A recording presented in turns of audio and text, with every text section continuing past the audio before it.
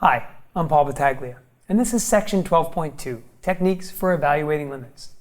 Now, hopefully, coming out of section 12.1, students have a better understanding of at least what a limit is, and they've done some work with algebraically manipulating them and playing with them a little bit, but now it's time to show them some more advanced techniques. So I have Gabe and Brittany with me, and I guess, guys, the best place to start is with the terminology right up front. So how do students deal with this idea of something called an indeterminate form? All right, so with indeterminate form, students will see they'll get 0 over 0 if they use direct substitution to try to evaluate a limit. And so what they need are these few techniques that we talk about in this chapter. So we have the dividing out where they're going to factor, and we also have the rationalization technique.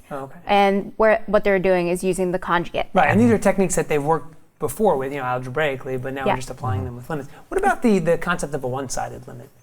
For a one-sided limit, I find that my students struggle with the notation. So if there's a plus sign, we want them to think that they're coming from the positive. So like x approaches c with a little plus sign up there. Yeah. And then with a negative symbol or minus, they're coming from the negative side. So very, very important. And I think once we've gone through a bunch of examples with our students, I think they'll have a little bit better idea of how to use these techniques. And that sets us up real nicely for really one of the most fundamental concepts in calculus, and with an expression they've seen before. And Gabe talked to us a little bit about that. Yeah, so students have seen the difference quotient plenty of times throughout this course, and maybe even in an algebra course. And each time when they see it, we probably tell them, this is a very important formula in calculus, or something that's going to come up over and over again, and they keep saying, well, it keeps coming up. What are we doing with it? What are we doing with it? Why is it so important? And finally, in this section, we hint at the idea that this is leading us towards the derivative.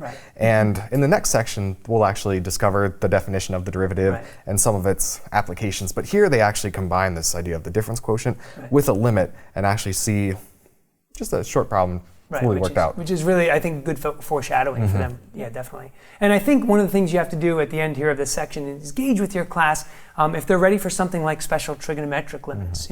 I find with my students that if we're really, really interested in these techniques, presenting them with something like the limit as x approaches 0 of sine x over x, it's pretty powerful, because when they go to try and use some of those algebraic techniques, it's not going to work. So nice graphical approach is good there, just to get them thinking about how maybe these are not end-all be-all methods. I hope these tips have been helpful for you and you find much success in section 12.2.